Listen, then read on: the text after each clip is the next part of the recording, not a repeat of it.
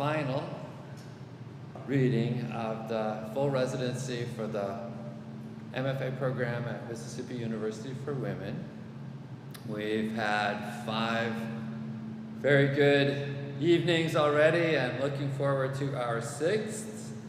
And then one last day for all of those of you in the room, workshops in the morning, and one last seminar for anyone who can stay for the afternoon. If you have a flight or something, you absolutely have to leave. That's one thing, and I will record that. Our readers for this evening are Beverly Heasley, will be first.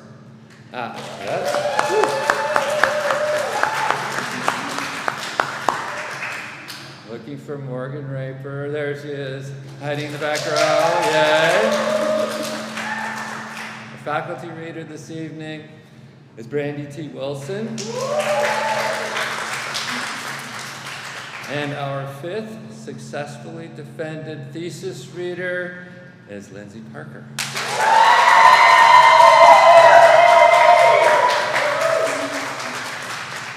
Again, please give a brief introduction to yourself as you come forward, and I look forward to all your readings. Beth, let's start us out.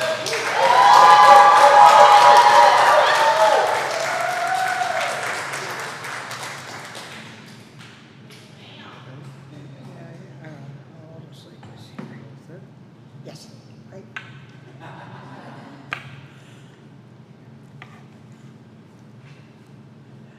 The title that I'm reading is, Do You Want to Go Back? Do you want to go back? Trad life. I learned a new term last year. I heard a 2024 political candidate advocate for a return to traditional families. The husband supports the family financially, and the wife assumes the traditional wife, trad wife, responsibilities of housekeeping, cleaning, cooking, and child rearing. I confess, I was a trad wife in my 20s. I don't even know how to describe how being a trad wife, other than it was very unfulfilling for me. I'm a type A achiever.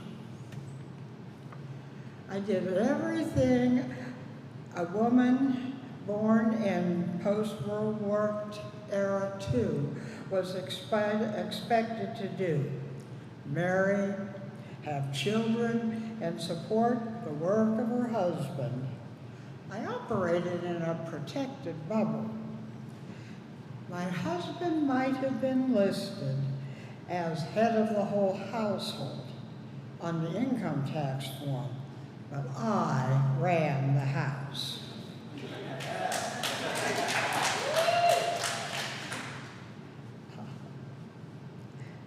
My oldest son said, "You were the matriarch. You always held things together."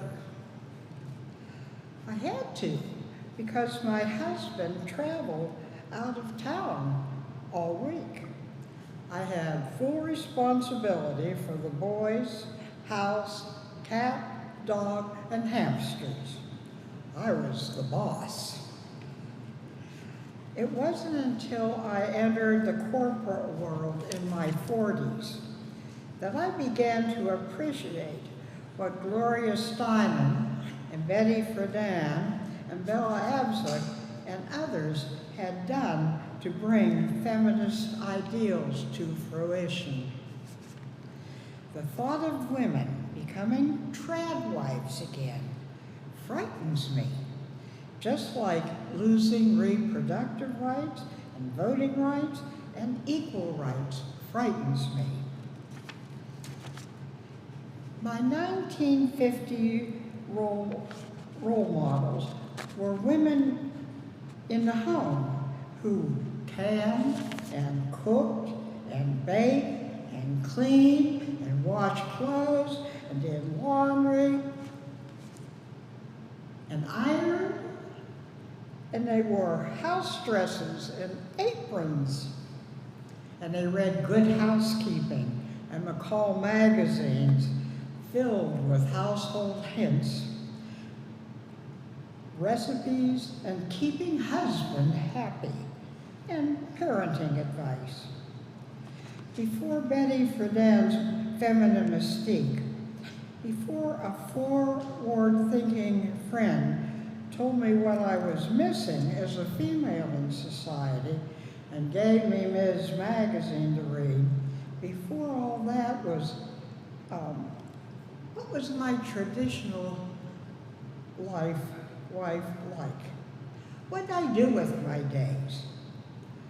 What were my joys? What did I worry about? I worried about money. We were always broke. I was a stay-at-home mom, but I can tell you what I wasn't. I wasn't a housekeeper. I hated housework. I still do. Some wonderful inventions helped me though. The clothes dryer was my favorite. My mother's next door neighbor reminded me of a comment one day I made when I was a teenager, angrily taking down dry clothes from the clothesline in the backyard. I'll never get married unless a clothes dryer is in the contract. People today don't know what it's like to hang wash clothes in the basement to dry. And that was when diapers were cloth, before disposable diapers. And they had to be washed and dried by the mother. And I don't recall the first year that the dryer came into my life, but I was married with children, probably because the house was built on a slab without a basement and there was no place to hang clothes. The washer was another best invention, dishwasher. There's nothing like having to do dishes after spending the better part of a day cooking a meal. Until the dishwasher, my kitchen always had dirty dishes piled in the sink. Besides having 4 bedrooms and 2 baths, the main reason to purchase that house was a dishwasher was installed under the kitchen sink, my first. In the middle of the 20th century, most people had one car. Ours was a company car that was used to travel for work. I'm sure my grandchildren, who are in their 20s, couldn't imagine life without 2 or 3 or 4 cars in their families. But it wasn't like that for their fathers. One of the most liberating things that came into my life in California was the Batmobile. One of those long, black, 1960 Chrysler with a big tail fins like Batman. In lieu of money for watching the son of a friend who worked outside the home, she gave me her car. Freedom! I could come and go on 4 wheels instead of pushing a stroller. I love that Batmobile. It enabled me to drive to college to take classes to continue my education. I did like to cook, another trad wife task. Boys like to eat, and watching them chow down meals I prepared was gratifying. The most important trad wife responsibility was child rearing. My first son was born in 1950, 1960. I was 20 years old. Second and third son were 3.5 years apart. I followed Dr. Spock's Bible of child raising and the advice of my mother, who told me I'd be a happier person if I would take time for myself every day. Mother was right. I protected those 2 hours in the afternoon through 3 children who took naps until kindergarten age. I read books, or I painted, or did anything I wanted while they slept. It was my time. As chief nurturer, I took over the pets as well as the boys. Our second dog was a brindle Great Dane. Part of her purchase price was that the breeder would get 2 puppies from her first litter. Per the agreement, she did have 1 litter of 9 puppies. She was a disinterested mother and avoiding feeding her brood unless forced into the whelping box. Tail between her legs, ears down, eyes pleading, "Do I have to?" I knew how she must feel. As trad wife, motherhood was not my favorite responsibility either. I gave birth to my first son at 20, my second when I was 23. Both were cesarean section. Enough was enough of cutting up my belly to deliver a child. Before the birth of schedule number 2, I filled out paperwork requesting a tubal ligation. In those days, agreement of the husband and his signature was required in a document, and he signed as well.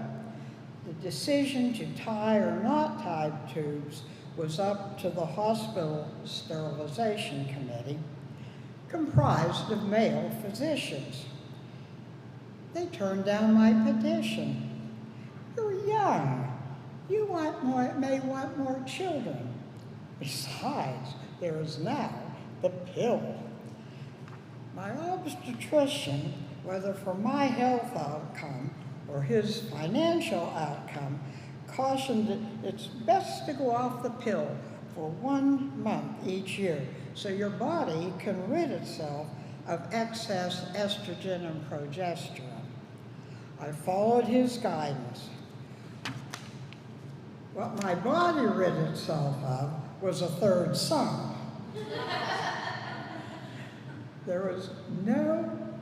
This time there was no argument from the sterilization committee with the third son. And sections of each fallopian tube were cut out. No way for egg and sperm to make contact over that divide. Sterile at last, I felt in control of my body. Reproductive freedom, the pill, the great liberator and society changer. From menarche to menopause, females no longer have to fear unwanted pregnancy. Powered by this freedom of choice, the feminist movement soared. The fourth wave of feminism, women's liberation, or women's lib, campaigned for legal, social, and financial equity, and women flocked to enter the workplace, with 2 persons in a household contributing income. The size of the houses, the cars, and personal debt grew. Single wage earner families are old and few now. And it seems to take 2 earners to provide what one person did in the last half of the 20th century. The pill and the feminist movement changed society. As a trad wife, I lived vicariously through my husband. I succeeded as he succeeded and advanced in his work. Same with my children. Sons succeeding on the athletic field or academic classroom or social calendars were my successes. I was a stay-at-home mom. So what did I do for personal fulfillment? Well, I read, I crafted, I painted, I drew, and I socialized. I volunteered for nonprofit agencies and PTA, and I helped with the needs of my friends. I achieved by rising through the volunteer ranks and becoming chairperson of various projects. I worked for free, and that's part of a decline. Free labor, volunteerism, as women left the home and went into the office, healthcare facilities, factories, schools, and communities for pay. I would have been a happier woman if I had been employed outside the home, a wage earner. My husband was transferred from coast to coast, north and south, in his career trajectory with a national company. Trad wives follow their husbands. We moved 7 times during my 20s and 30s. I missed voting in 2 elections because of residency requirements. I was excited to reach the age of majority and to vote in the 1960 election, except we moved from Ohio to Illinois and hadn't established the year residency. I watched my neighbors' children for them while they went to the polls.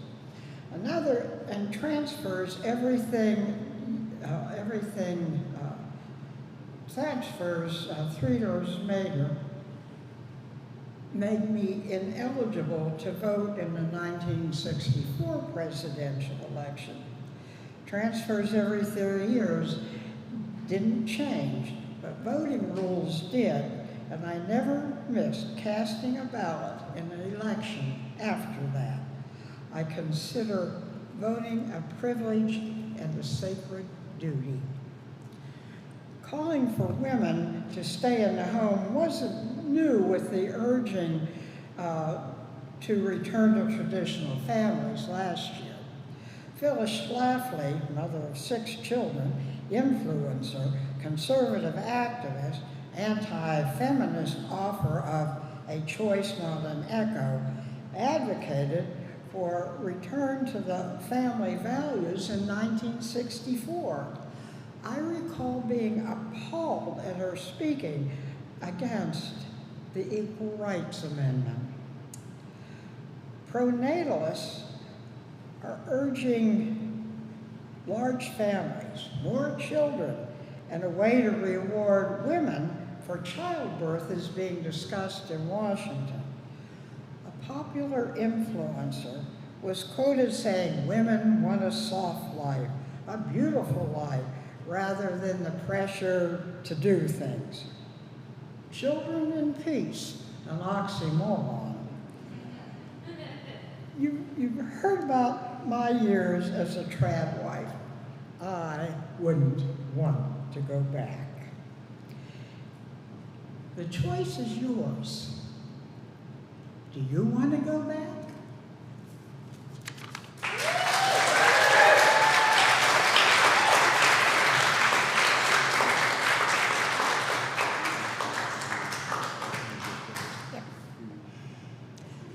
Thank you.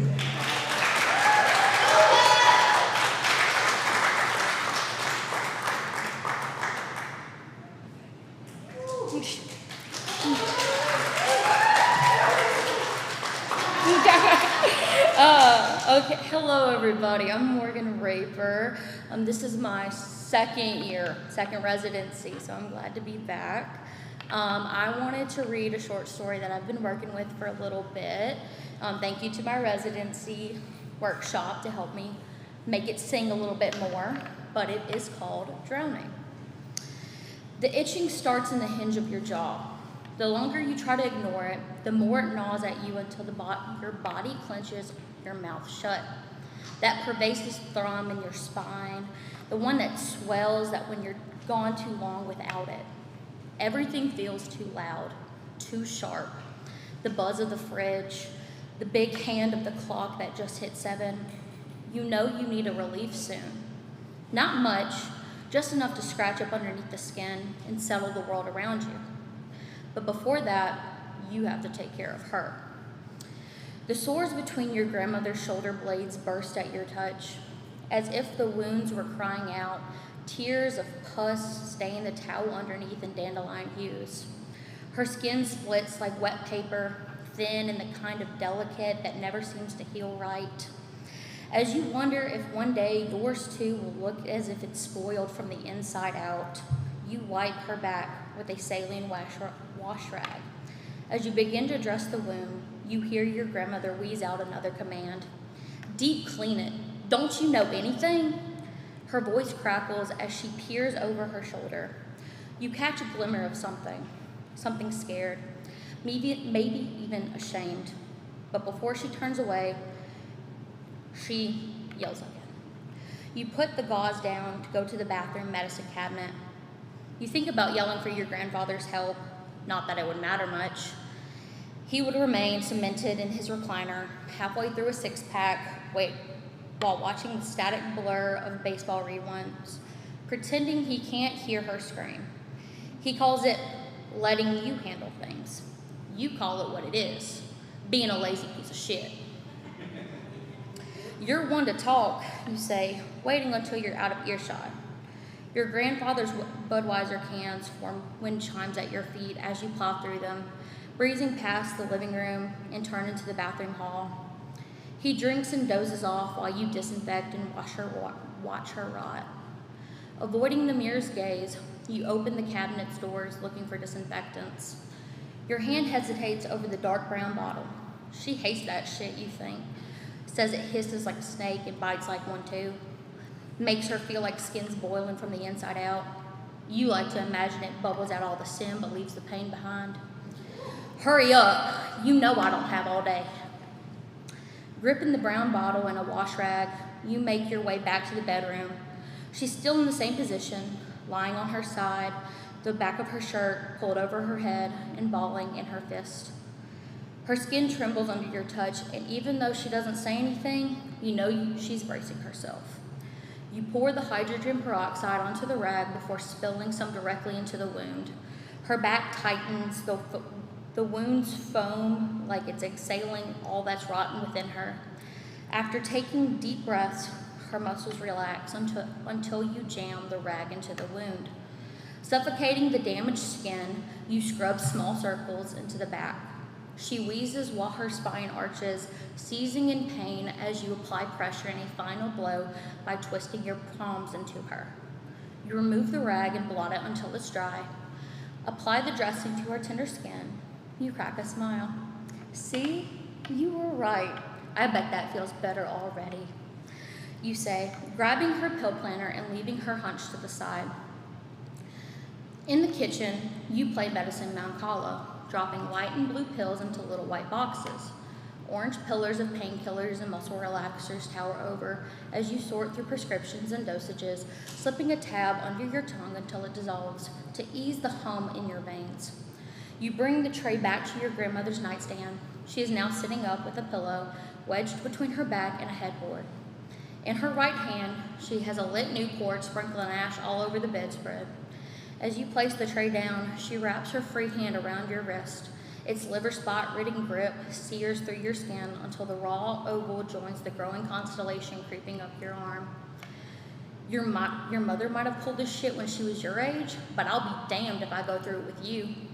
Look where it got her. You mean away from you? You feel the sharp sting of her open palm against your cheek. You keep your eyes fixed on the floor, waiting for another blow to hit, but it never comes. She stares at you, breathing hard, and for a moment it looks like she might cry. She's not here with you either, is she?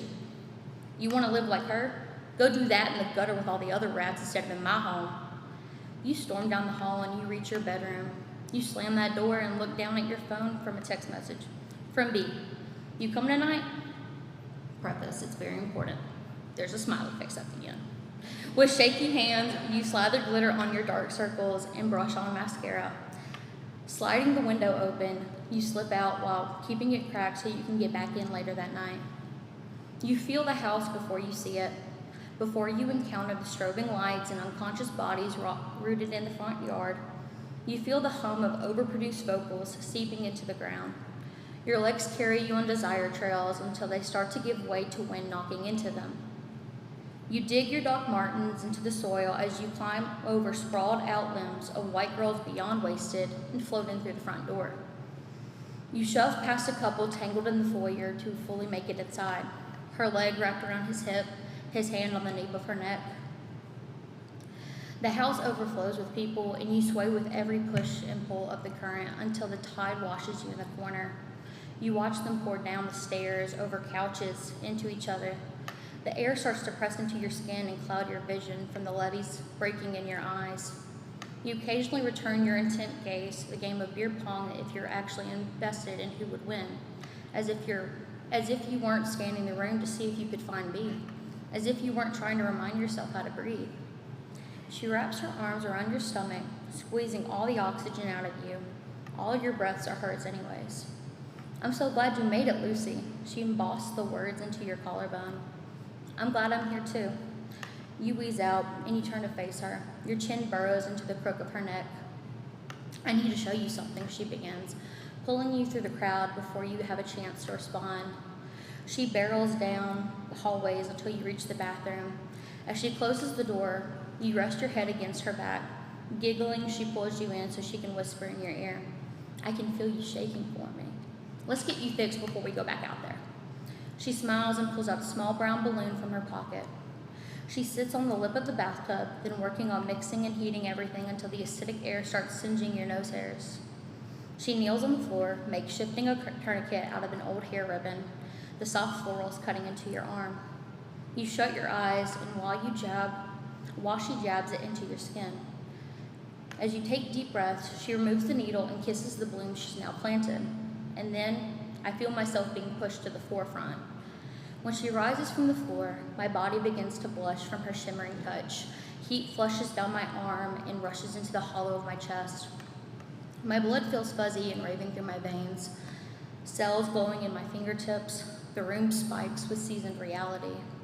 The light shifts into a lavender haze, and the air pulls soft and slow, stretching like bubble gum around my forefinger.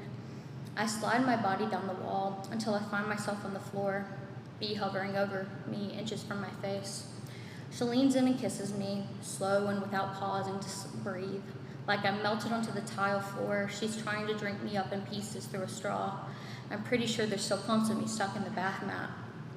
B sits down at my feet, and her arms are bare now, pale and bruised, with small red blooms already wilting beneath the skin. She finds a patch of skin and slides the needle into her arm among the garden of rotten strawberry blooms. My head drips backward into her lap, and she cradles my head in her hands. Her hands are warm and steady as she strokes my cheek. We stare there for a while, suspended in sweet nothings and honeyed words. We eventually wade back to the living room, sloshing into the walls the entire time.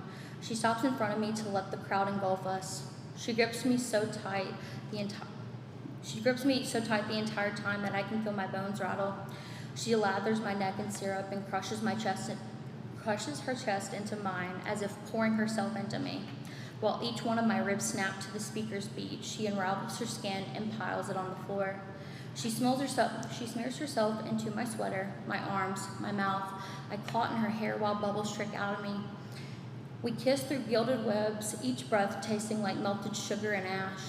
My thoughts are sent soaring, whirling across a mosaic of bodies until it lands defeated in a potted plant. My hip pulses from the phone dancing in my pocket until I answer my grandfather's calls. I elbow my way to the front porch to hear him better, away from the stained glass chaos lighting up the house. You need to come see your grandmother, he says. Well, hello to you too. And no, I'm not going to come apologize to her, so if you think that's what I'm going to do, she's in the hospital. And you just need to get down here. We're in the ER, and I need you to get here now. I hang up and lean against the porch railing. I go back into the house to find Bea and let her know I'm leaving. As I explain the situation, she begins picking her skin up off the floor, sliding her fingertips into place and pulling it over her shoulders. She walks me out, my head sputters and sparks. She wraps me in her jacket as we stand in the archway. She watches me crawl through the yard and down the street. I run down the trail that spit me out hours prior, the branches scratching and clawing at my face the whole sprint down. One tree manages to yank a tuft of my hair, and the force sends me flailing to the ground. My knees become blood meal to the soil underneath them from the newly formed cuts pouring out red. I wipe the wounds with Bea's jacket sleeves, the harsh fabric irritating the skin. Confetti scraps of twigs and leaves cling to my legs, and a thin layer of dirt covers my hands and face. I stand up and continue down the trail, letting the blood begin to congeal against the cold air. I exit the trail onto a side street and hop between lampposts to shield myself from the world enclosing behind me. I stumble along, letting myself be guided down various streets I've never seen before. I feel my sock bunch up between my boot and my toe, the fabric promising blisters, rubbing circles into my foot. I lose the foundation between me. I fall into a hole of crumbling hours and slipping places, the church playground, the overgrown baseball field, and wandering down hospital halls. I swayed down identical-looking corridors until I run into the nurse's desk. I walk up to the desk to find a nurse who refuses to meet my gaze. "Excuse me, can you tell me where Elsie Crane's room is?" I say. "She got moved into the intensive care unit about an hour ago. You only can go back there with your immediate family," she says, still not looking up. "My name is Lucy Crane. I'm her granddaughter." My name twirls around my tongue and settles into a cotton-mouth fatigue. "I can show you my ID or something." I start patting down myself in the hopes that I would have the small ID card. I feel a pair of callous hands being placed on my shoulders. "She's with me, Miss Deborah." My grandfather tells her. She finally lifts her head to take a look. She stares at the small abrasions on my face and starts reaching for alcohol wipes and Band-Aids. "Are you okay? Let's get you looked up real quick." "No, she's fine," without looking at me. And he's still taking me down to the room. I feel like her words are muffled in a trailed off hurried footsteps of my doctors and my grandfather pushing me down the hall.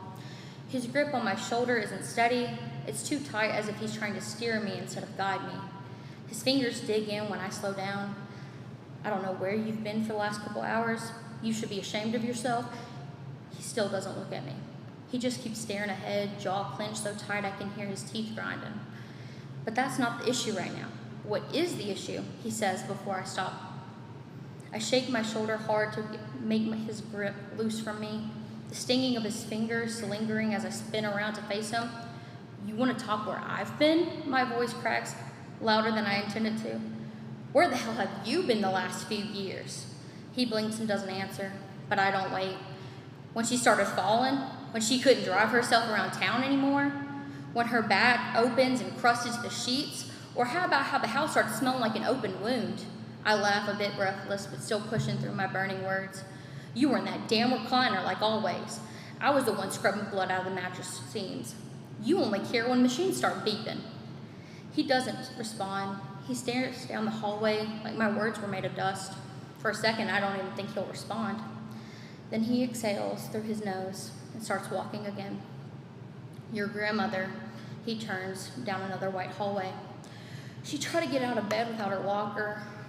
Must have slipped, hit the side of the dresser, split her head open, blood everywhere, soaked through the pillows before I even knew anything was wrong. She's been unconscious since she's got here, but the fall caused other issues. She threw up and there's fluid trapped in her lungs, so there isn't time to be funny or smart or you. Be prepared when you go in there. Only one of us can be there at a time, and for right now, it's gotta be you." I stop outside the door and steady myself before facing her in her bed. She's laying with her body propped up, and the only movement is from the rising and falling in her chest. Her once white hair is stained in a rusty brown from the fall, and her stitches rest just below her hairline. Her lips are cracked and caked with vomit. She's hooked up to various machines. I watch her body unconsciously gnaw on the tube shoved down her throat and taped to her face. It pops and flexes under her teeth, filling the gaps left in between the rhythmic beating of monitors. The hive in my skull buzzes so loud that the bees sting my brain, numbing until I can't be reached anymore. You walk across the room to stand over her. Her eyes begin to well with tears as you stare down at her, daring her to open her eyes. You stifle sobs and wheeze in the sterile air. Glitter spills down your face in clumps of shiny shrapnel and an oil spill of mascara. The soft and oozing membranes of your knees crash into each other like cymbals. The cacophony of pain makes your ears scream. Her eyes twitch violently behind her eyelids, and that's all that moves. You look down at her hand. Her crumpled paper skin is beginning to bruise from her IV. As you grab a loose napkin to clean the edges of her mouth, you catch your reflection in the window. Same dull skin, same sunken eyes. You look like matching corpses in different graves. As you cup your hand to her cheek, the monitors begin to yell down the hall. Water begins to engulf you, and your legs become petrified from the glacial breathing. A white sea of lab coats pour into the room, and you wash out into the hall. You watch your grandfather wades back and forth through the water, pulling the water into his own personal vortex. His shirt is soaked from the chest down and clings to his body. The water splashes into your nose as you watch doctors pull around her bed through the small window. You're pulled down the undercurrent and glide in liquid oxygen. You float untethered. Water crashes into water with the waves toppling overhead. Thank you.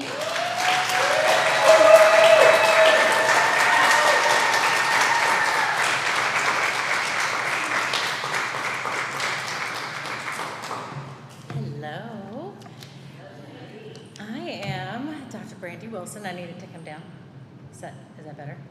Can you hear me again? Okay, good job. I teach primarily fiction and literature and queer literature here at the W. It has been a pleasure working with you guys this week. I'm going to read just a little bit of a story, possibly a novella that I started when I was on sabbatical. It takes place at what was once a real-life lesbian commune here in Mississippi. And it bridges that research I've done with research that I've done in lesbian parenting in the 90s and a lot of parents losing custody of their children during that time. So, it's called Baby Can I Hold You Tonight, taken from Tracy Chapman. The humidity never bothered Penny. It was like a warm blanket wrapped around her as she stood in front of the open window at the sink in the community house. She swayed to the Two Nice Girls version of Sweet Jane, crooning from Martha's lesbian folk tape on the stereo. She wiped the sweat running down her temple with her shoulder and pushed her hands deep in the soapy water filled with clanking dishes and scrubbed a bowl that Martha had used for cornbread, thick batter stuck in clumps to the sides. The warm water was soothing to Penny's hands after the work on the fence barricading the north side of the property where it met the road. Shep, her fluffy black and white collie, Joe had given her lay stretched out on the linoleum beside her. The kitchen in the community house was her favorite place on the property, with the open cabinets they'd built together and a large, thick oak table at the center, which had been a hand-me-downs from Catherine's, the most recent transplant. The familiar smell of spices and incense soothed her into thinking everything would be all right. The whole coalition, the women who lived on the land, 7 of them and growing, spent the last week hauling materials down from Memphis and the last 3 days building a 12-foot fence. They'd been in a battle with a nearby town for months, and there'd been threats, by mail, by phone, to their faces when they went into town for supplies. Even without the threats, the cold stares made it clear that their women-only lesbian land co-op was not welcome. The fence was haphazard and unsightly, with mismatched scrap lumber, plywood, and tin, some partially painted, but it would have to do for now. At least it would afford them a bit more privacy and possibly slow anyone down that tried to make good on their threats. Penny bit her lip, inhaled deeply, and scrubbed harder. Her kids would be here in the morning for the weekend, maybe forever. Jo came in through the swinging screen door, pulled off her work gloves. She pressed herself against Penny, and Penny could feel her whole body's weight pinched into the edge of the sink. Jo's soft lips on her neck, the rich, musky smell of her sweat mixed with the pine from the lumber softened Penny, and she leaned her head back, smiling. Still, she pushed against her, shrugging Jo away. Shep stood then and circled Jo. "What's wrong, baby?" Jo backed up, petting Shep. Penny turned on the faucet, rinsed the bowl, and placed it in the drying rack. "Why don't you help me with these first, Jo?" Jo smirked and then grabbed a towel. Penny immediately felt guilty. It wasn't about her. "You know I hate it when you come at me from behind." Every time Jo did it, Penny thought of her ex-husband, Wayne. She could feel his rough, clumsy hands pulling at her hips. When she was at the sink, brushing her teeth, bending over to tie her shoe, anything. She'd stiffen when he turned her to face him, overpowering her, holding her to him, a pleased smirk spreading across his face, daring her to try to get away. It was almost identical to the face he wore in court when the judge turned their children over to him. Jo put the bowl away and reached for Penny's soapy, wet hands, drying them gently with her towel and then putting them both to her lips. "I'm sorry, baby. I'll try to remember next time." She squeezed Jo's hands and looked her into her bright eyes. The dark brows and lashes framing them gave her a heartthrob-like quality that melted Penny. "When do your progeny arrive?" Jo asked. "Tomorrow morning. You know that. No, Wayne will not be coming. He's sending them with his sister Bee." "Like a fucking watchdog?" Jo shook her head. "All that bullshit he put you through, now suddenly out of fucking nowhere he's luring you in all over again and sending his sister to spy?" She crossed to the kitchen to pour a glass of Jack from the bottle on the counter. "For God's sakes, what a jerk." "Yes, well, he's the jerk who fathered my children, and maybe he's giving me another chance." Penny sucked in her breath. It's what she wanted to believe. He'd been reluctant to let her see the kids at first at all, and then usually she'd have to go to them. Suddenly he'd had a change of heart. He told her he wanted to see about letting them stay with her longer. She'd always known he didn't have it in him to be a full-time single parent, even with his family around, but something was up. She could feel it. After the trial, Wayne had taken the kids down to Alabama to be closer to his family, and her visits with them were at his discretion. "You abandoned them, Penny," he said, and this rang in her ears, though she knew she hadn't. She'd fought hard and was convinced that a judge wouldn't dare take them from their mother. It was the 90s, for fuck's sakes. Gays and lesbians weren't in the closet anymore. She thought things had changed. There was tolerance, almost acceptance. But Wayne and the judge did not accept nor tolerate her. He said her lifestyle was unhealthy, that she was somehow unfit. When she packed up to follow, broken near a nervous breakdown, a friend at the Gay and Lesbian Community Center in Memphis found the lesbian commune. She'd been a little hesitant to pack up and go live with a bunch of women she didn't know, but at least she'd be closer to her kids. Martha had been a huge help already, finding her a grant to cover some of the trial debt, and seemed just as invested in helping Penny get the kids here to stay as she was. That first winter, the first long stretch without her kids had been hard.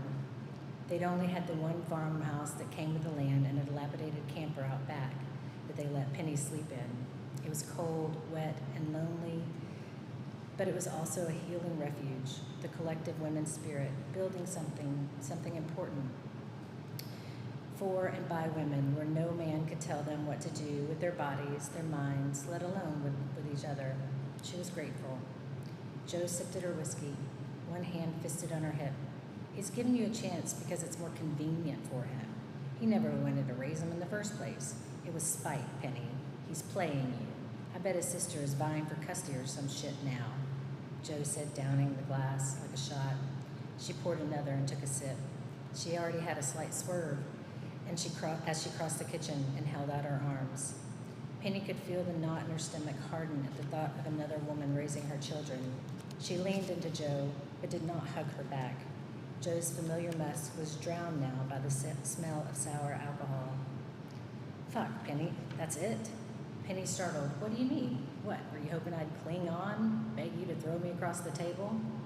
Jo's face fell, and Penny knew she had hoped for that she'd been flirting with her. That'll be the day, Joe scoffed.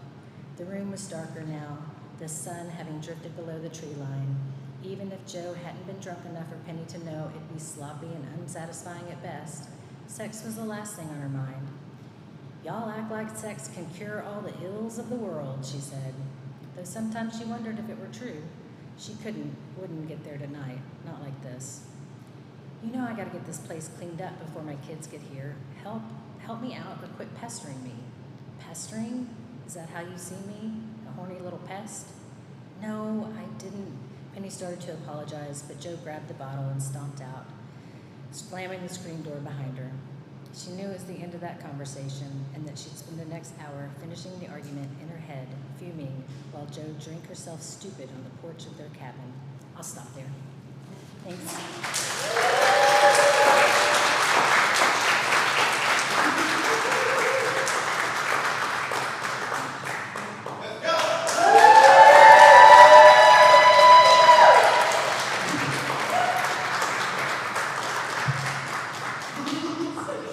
Got me. Yeah. Oh, you guys, y'all are so sweet. Yeah, seriously. So I just wanted to start with a deepest, sincerest thank you to the people who run this program and the people who own this program. Okay, like y'all are awesome. Like the people who participated in the stuff this week. Can y'all hear me? Okay, are we good? Okay. I can be louder if I need to. But to the people who have been in this program with me, this whole journey, and the recent friends that I've made, y'all are phenomenal. Y'all are the best. Like readers, friends, everything's just truly, truly inspirational on every front. Also, real quick, thank you to Chad, who is like my real MVP, man behind the scenes, who just owns it, okay? Like he's my reader. He's my listener, and there's been blood, sweat, tears, ignore the cliche, put into this novel, like so much, and he's been there for every bit of it. And I wanted to say thank you to my kids, even though they don't know it. Ayla and Emma have really, really, really inspired me. The idea behind this novel, a deep-rooted need and desire to break that generational trauma. Okay? So, let's do this. Okay, so here we go. Until her death, Opal led a quiet life full of routine cleaning, calming tea, and unspoken regret. She misses her recently deceased husband, Lucas, and worries for her naturalist daughter, Natalie, who can never seem to settle down for very long. However, in death, Opal decides to make amends with Natalie and her past. Far outside of her comfort zone, Opal travels alongside Natalie from her home in St. Mary's, Pennsylvania, to Nuevo Leon, Mexico, where Lucas is buried. In a journey that transcends time and place, Opal and Natalie discover pieces of themselves and learn valuable lessons in acceptance and forgiveness. Redbird Sing of Aspaldico is a walk through memory and experience through deep roots and wandering souls. It is a world where the journey is as metaphorical as it is physical, where things are never what they appear. When acceptance is key and stubbornness is a family trait, can two completely different women overcome their personal traumas and egos in order to move forward. Okay. So, this is how we start, the prologue, okay? The end happened on a rust-colored evening at the closing of a particularly breezy and sunny day. Opal's mind had been a torrent of too many lists, too many things, too many thoughts. But now the sharp pains in her chest had moved to her arm, and she found breathing nothing short of impossible. The elephant sitting on her chest for months seemed to collapse fully on top of her, and somewhere in her panic, she transitioned into a state of serenity. On her patio set made of wicker, halfway through a mug of freshly brewed chamomile tea, Opal collapsed. She stared wide-eyed into the fading evening sky, desperately searching for the answers to the universe. It was peaceful, lying among the damp grass, as one by one the stars began to appear and wink and twink a merry dance. In the dim, fading light, a red bird landed inches from her fingertips, just out of reach. She thought of her husband. Lucas, she whispered. Opal died, not before she had found the words, but before she could muster the courage to say them. Eyes open, holding only a memory of a little girl with muddy hands and a toothy smile. Make no mistakes, she was still, after all of this time, too stubborn to leave. There are ghosts here. Okay, so when trying to pick this novel, I really struggled with it. I think I bugged everybody here. But espaldico means the joy of reuniting someone after a long time apart. It is the joy of catching up when you haven't seen another person in a long time, or the joy of another thing. And I have a lot of instances of that in this novel, and I really wanted to show that in whatever I read tonight. So I picked two very small excerpts. I promise I'm going to take up all y'all's time. We hungry, we tired. But I'm going to read one that came at the beginning of the novel and one that came toward the end of the novel. And it's Opal's interactions with a memory of her childhood horse, Bluebell. So, through the drizzle of a new day, Opal stared intensely at a black stain on the roof of the shelter. A steady drip of water fell onto the ground. Opal closed her eyes in meditation and thought, and through the rhythmic drumming of the dripping water, Opal felt a splash from a long ago memory. Opal urged the mare forward, onward, through the muddy fields behind her parents' home. The rain fell in soft waves carried on wind that cut sharp, cold rivets into her cheeks. Opal smiled at the elements, feeling as if she was a speck of dust floating within the eye of a titan. Rider and horse were coated in mud. Wildflowers grew in the fenced pasture among the dandelions and nettle coating the small rolling hills. Her horse, Bluebell, sometimes liked to stop and taste the delicious morsels of the earth, but not today. They had been training for the upcoming barrel race. She was a child imagining the victory that was most definitely to come. Opal placed her arms out to her side, feeling the wind rush past her. She imagined herself as one of the nettles or clovers underneath her, photosynthesizing. She closed her eyes, smiling to herself, until she felt herself soaring through air. Bluebell had jerked to the right, narrowly avoiding a blackberry bush that Opal had failed to notice. She was tossed from Bluebell's back for a fleeting infinitesimal speck in time. She marveled at the weightlessness of her own body. She stared upwards at the fast-moving clouds while a small, indistinct bird darted out of her vision. She hit the ground with a thud, and blowing wind ceased. She felt her own air leave her body, and she drifted into unconsciousness. And what could have been seconds, or what could have been hours, she was awoken by her father. At first, her vision was blurry and her head swam as she tried to make sense of what was happening. The first thing she felt was pain in her arm. Shoulder? A burning heat sensation was happening.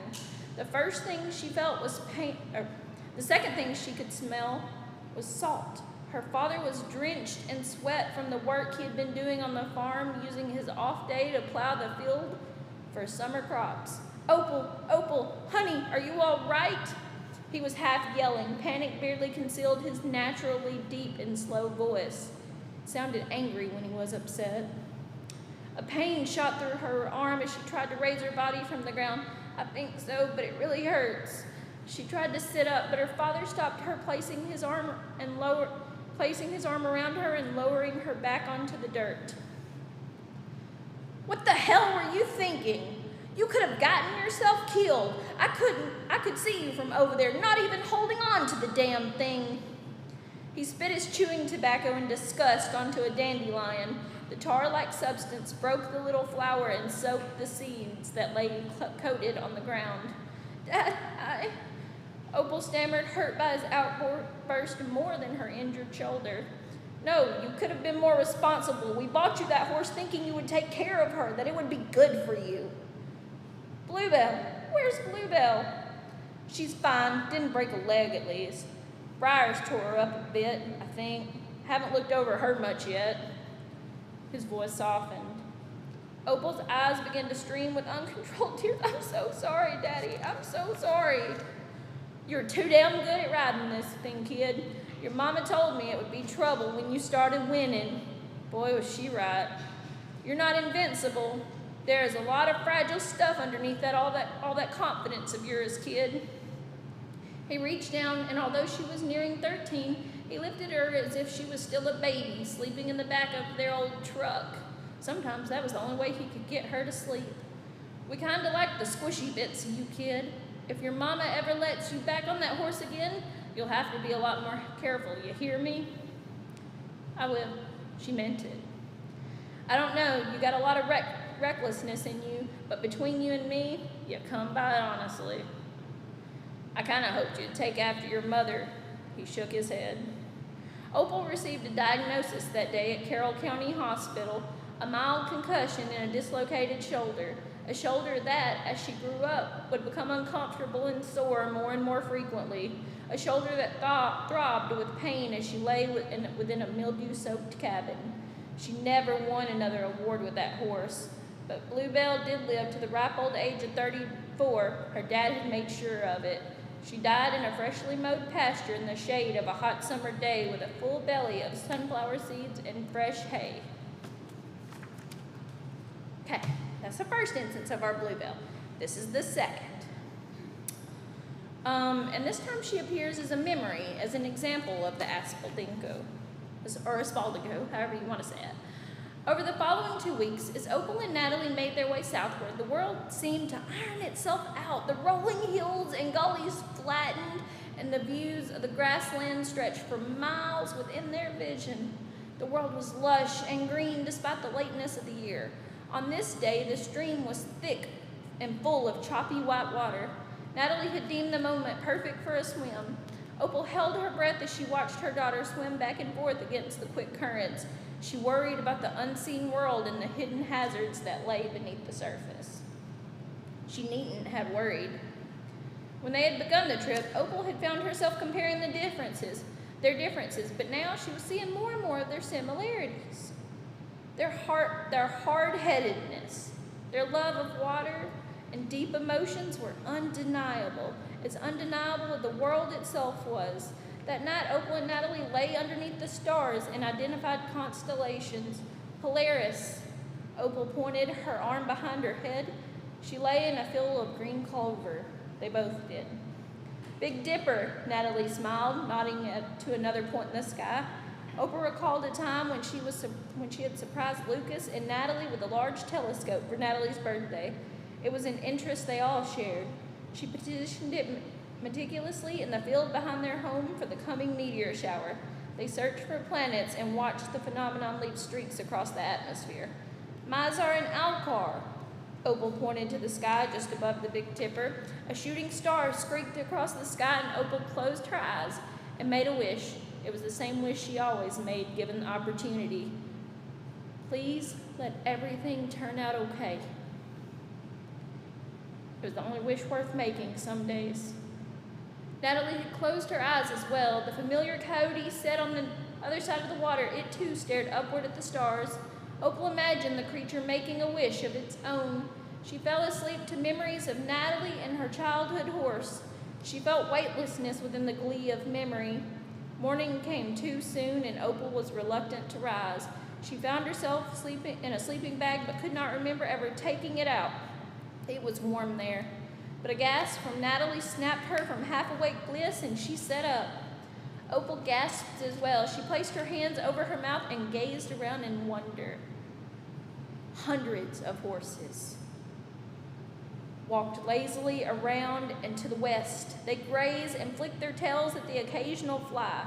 Some of them were white with black spots and a black mane.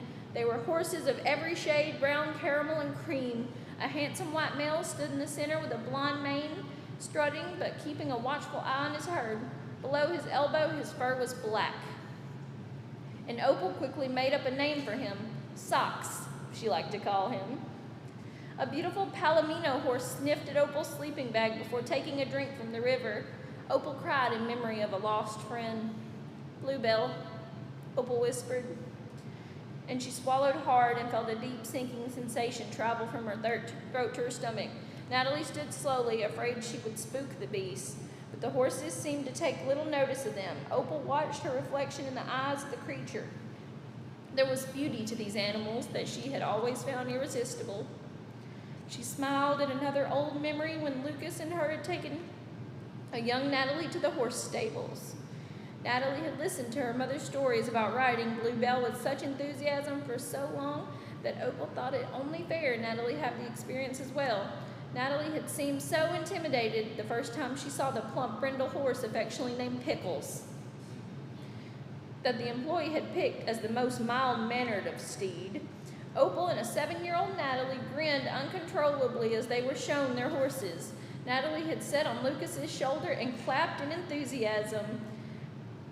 "It's the one we use for the kids, ma'am," the teenage boy with a face full of pimple marks and brilliantly light blue eyes had assured them. They traveled the trail up steep inclines down rocky paths.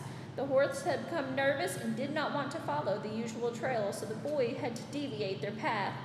He guided them down even steeper inclines and up rocky hills that required the horses to study the terrain before each step. A young couple had paid for the same horseback trek as them. Opal had rolled her eyes at the guy, who reminded her of a strutting young rooster when he bragged about his expert riding skills. He had to be helped onto the horse. He complained loudly the entire journey, stating that it was too dangerous.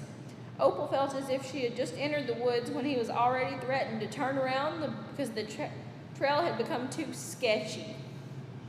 Near the end of the ride, Opal's steed Dolly had bit and nipped Pickles' hind legs one too many times, and Pickles turned around and reared up on his back 2 legs and kicked Dolly in the shoulder. Natalie had just managed to hold on and screamed in panic. The riding instructor had pulled Lucas's horse between Pickles and Dolly in hopes of keeping the peace. The remainder of the ride went smoothly, but Natalie had experienced enough. She shook as Lucas lifted her off the horse, and she declared that she would never be caught dead on a horse again. Her stubbornness had prevailed through the years. "It almost threw me off," she screamed on the ride home, and Opal decided to drop the matter. The dramatics were becoming a bit much. But here in the meadow of wild horses, the creatures roamed free, unbothered and unbroken. They grazed on grain and occasionally stopped to sniff and examine the women. The Palomino horse seemed to linger more than the others, and Opal, unwilling to leave just yet, turned her attention to the beautiful mare. Natalie seemed reluctant to leave as well. Natalie had approached a particularly large group of horses and found them gorging themselves on late-blooming blackberries, and she joined the feast. Opal laughed, untethered at her daughter with purple-stained lips and fingers, reminding her of that little girl. Opal picked a few blackberries and held them in her fist. She approached the Palomino horse that had shown such interest in her and offered it a treat. It blew its nose and shook its head in obstinance. Opal remained still and patient. Minutes passed, and eventually it plucked one of the blackberries from her hand, then another. The horse gobbled the rest, looked surprised at the empty hand. She curled her lips upward and bared her teeth at Opal as if resentful for having just been tricked. The horse grunted her disgust and turned her back. "Stubborn pretty girl," Opal laughed. Neither Natalie nor Opal said anything, but a quiet decision had been made to spend a second night. Opal could not sleep. The horses had disappeared to wherever they slept or migrated. Opal was unsure, but she awoke to a cold sensation on the side of her face. It took her a few moments to orient herself. The large Palomino horse gently nuzzled her with its nose. Cautiously, she stood, her hand outstretched, staring at the large creature. She had to remind herself that it could crush her if she made the wrong move, her daddy's words coming back to her. The creature nudged her with its nose, and Opal moved her hand to touch. The horse stiffened its neck and stomped its feet restlessly. Whoa, easy, girl. It's okay, easy. She worked for minutes to regain its trust, using all the knowledge she had once earned with a faraway horse. With more caution, she moved her hand to the side of its face and scratched the spot she remembered Bluebell always liking.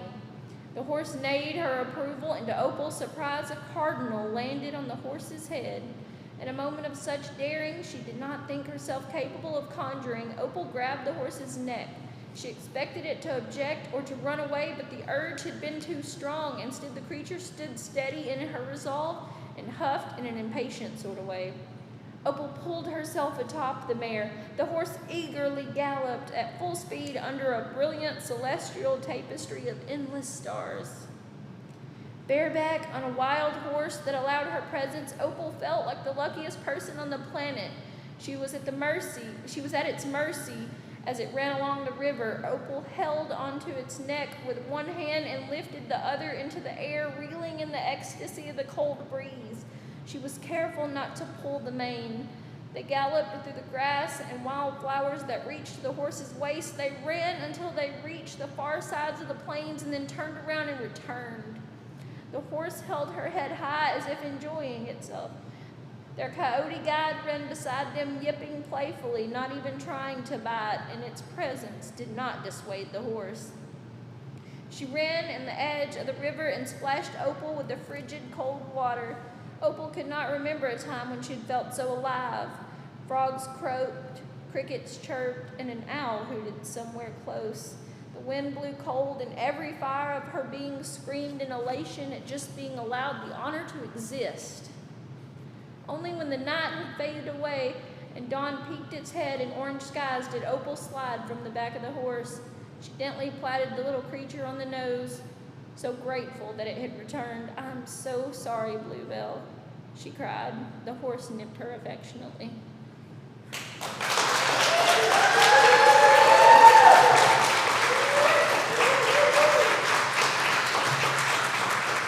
Thank you. Oh, questions? I forgot. I'm so sorry, guys. Okay. Oh, look, no question. Yes, ma'am.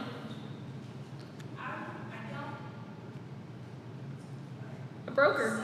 So this novel, this particular novel that you chose to do, what other, we don't get into specifics of the novel, but what other ideas, no, let me rephrase it. Why brush away those other ideas and come to just this particular novel? And also, what was your favorite part about creating this particular novel? Whew, girl. Okay, so originally this story had started ridiculously as a short story, and it wasn't working, and I just kept thinking about it, and I'm a person who kind of layers ideas. I'm like, ooh, I want a mother-daughter relationship, but ooh, I want one of them to be dead, but ooh, what if we went back in time too? But ooh, and so I just kept having so many ideas that I just put them all into one thing, and deeply apologetic to my thesis readers because I think that was the longest one that had ever been turned in. But it felt like it really needed to be written. And as I have a story idea, it spills out of me as if it's trying to come onto the page. And sometimes I don't know what it's going to be. And it just happened to be this one this time. Did that answer your question? Yes. Yes, ma'am. I have a question because just in talking to you about it, it's so fascinating. How much research did you have to do? Because this takes place so much time. It does. So we were counting it up, and there's like 7 different major time periods that this appears in. It was so much research. I probably have 15 to 20 books I read for it. I took notes. I watched YouTube videos. If anybody ever reads this, Bless your hearts.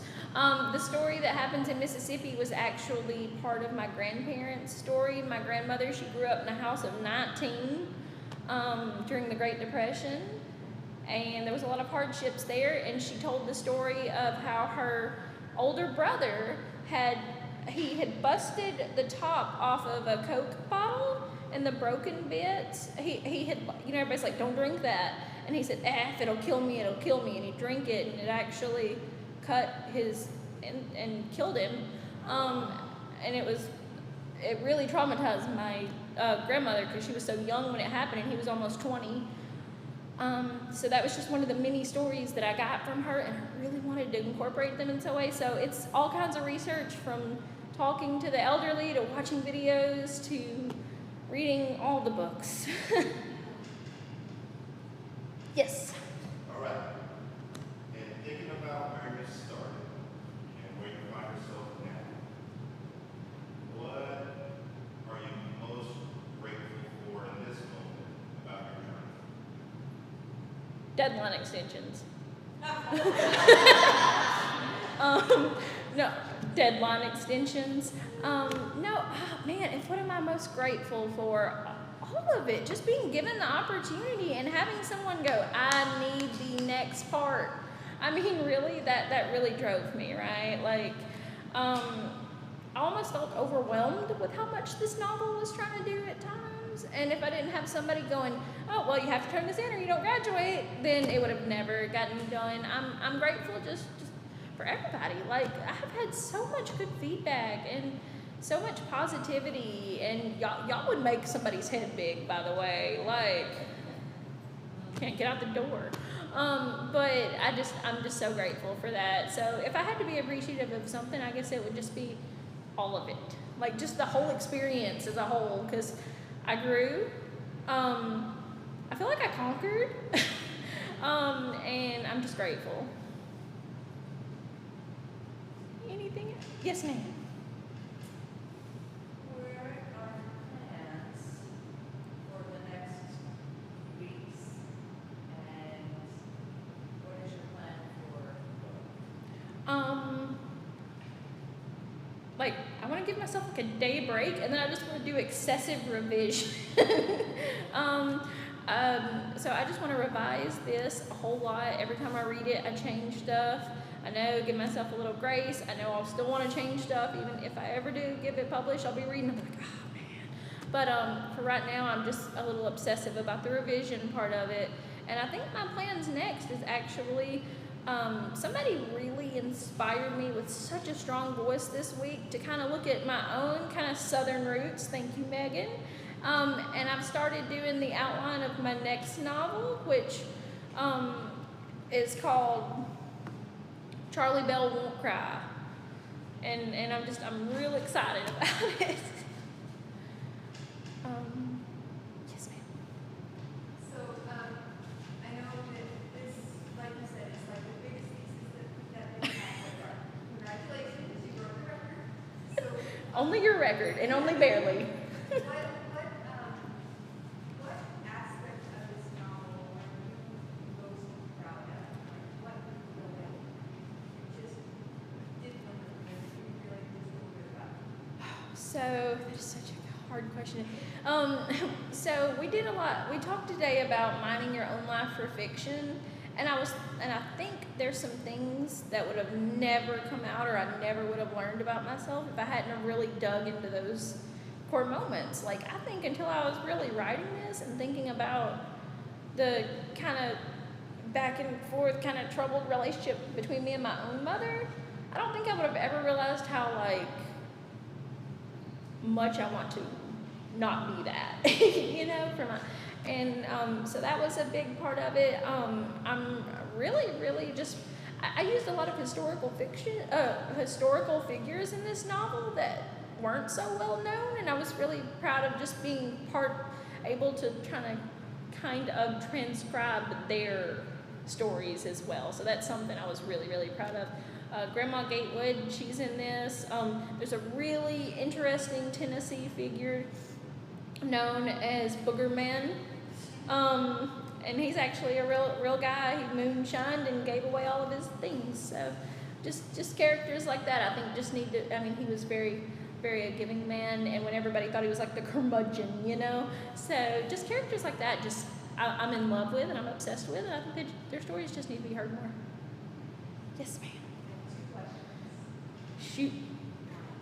What advice would you give yourself when you started the program? And now, as you, what advice would you have given your younger self at the beginning of this program? And the second question is, what is your signature? Like, what do you think really honed as your thing? Okay, so I came into this program and I wrote this letter to Dr. Dunkelberg, like begging for acceptance into the program, right? And I was like, I want to be a teacher, and I want all these English courses that I can teach college English. And oh, by the way, I kind of like to write too. And during this journey, I have realized that, you know, maybe not teaching is my thing, but I have fell in love with writing at its core soul again. I have pushed myself. I have wrote in every genre. And so I think to my past self, I would say, give yourself patience, allow yourself a little bit of patience and grace, and just watch it grow, okay? Like, just watch yourself bloom a little bit more and have a little more faith, so. And what was the other question? What's your signature? My signature, oh man, I don't know. I write very lush, flowy sentences. Like, I kind of feel like I almost am writing poetry sometimes. So I think I just making these really vivid, kind of immersive, poetic kind of moments, and I really fixate on those sometimes, probably more than I should. So hopefully that's my signature. I don't know, it could be really long theses, I don't know. Anything else? Yes. All right, and this is like for people who are coming behind you too, right? How do you intend to celebrate yourself after all this hard work? How do I celebrate myself? How will you? How will I? You broke me. I don't know. How do I want to celebrate myself? That's a really good question. How about we all go out for a bite to eat after this? Okay. I don't know. I'm just really proud of myself in this moment for doing the thing, right? Like, I have squirrel brain to the max times 10. What's that? So just the fact that I wrote something is pretty fantastical to me. I'm still in awe of myself. I'm like, I want to cry. Don't make me cry. Anything else? Oh, I'm free.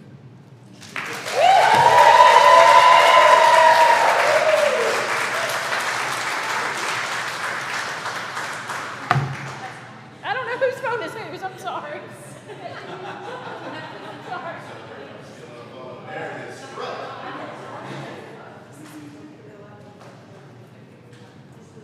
Thank you all, and it's been a great evening. Thanks to all our readers one more time.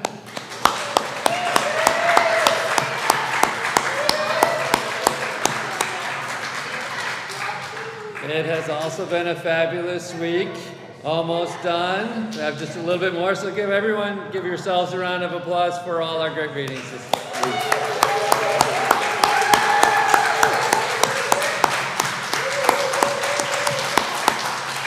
And now we'll see you in the morning.